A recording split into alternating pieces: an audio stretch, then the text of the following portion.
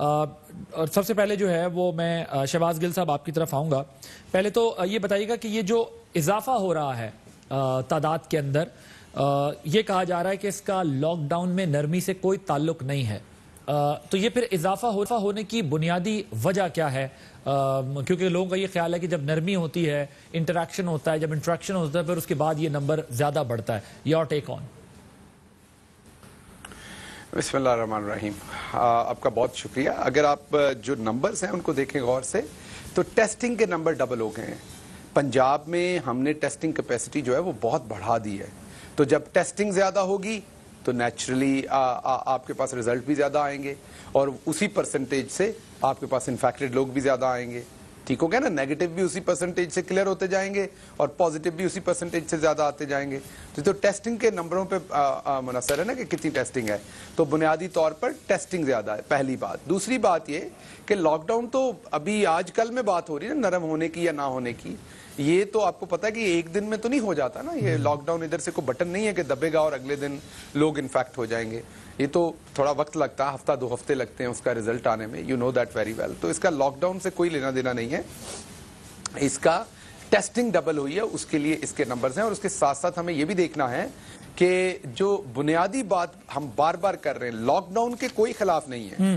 Prime minister صاحب نے پہلے دن سے چائنا کے لاک ڈاؤن کی تعریف کی اور چائنیز گورنمنٹ کے ایکشنز کی تعریف کی، لیکن ہم پہلے دن سے بار بار بات یہ کر رہے ہیں کہ پاکستان جس کی آبادی کی 24.9% آبادی جو ہے وہ غربت کی لکیر کی ایکسٹریم نیچے ہے.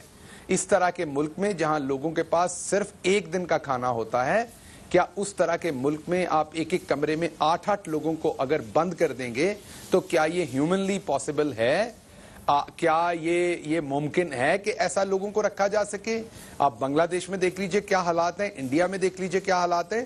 تو یہ لاک ڈاؤن ویسٹرن کانسیپٹ بالکل ٹھیک ہے کیونکہ ان کے پاس ریسورسز بھی ہیں، ان کی آبادی بھی اسی طرح سے ہے، پر کیپٹا انکم بھی اسی طرح سے ہے. تو ہم لاک ڈاؤن کے بالکل پہلے دن سے لاک ڈاؤن ہم بھی سمجھتے ہیں کہ lockdown is one option, one very viable option. But lockdown what? صرف لاک ڈاؤن کرتے رہنا از ناٹ اے سولوشن.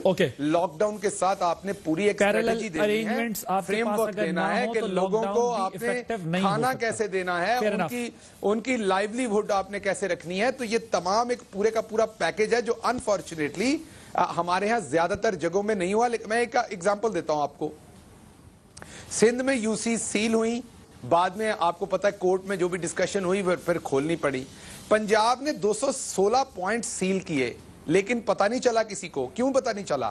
کیونکہ جہاں جہاں سیل کیے وہاں انتظامیہ نے لوگوں کو کھانا بھی دیا اور ان کا خیال بھی رکھا وہاں پر، اس لیے لوگوں کو تکلیف نہیں ہوئی. اور وہ جو 216 پوائنٹ جس میں گجرانوالا بھی شامل تھا، گجرات بھی شامل تھا، جیسے جیسے وہ کلیئر ہوتے گئے ان کو اوپن کرتے گئے.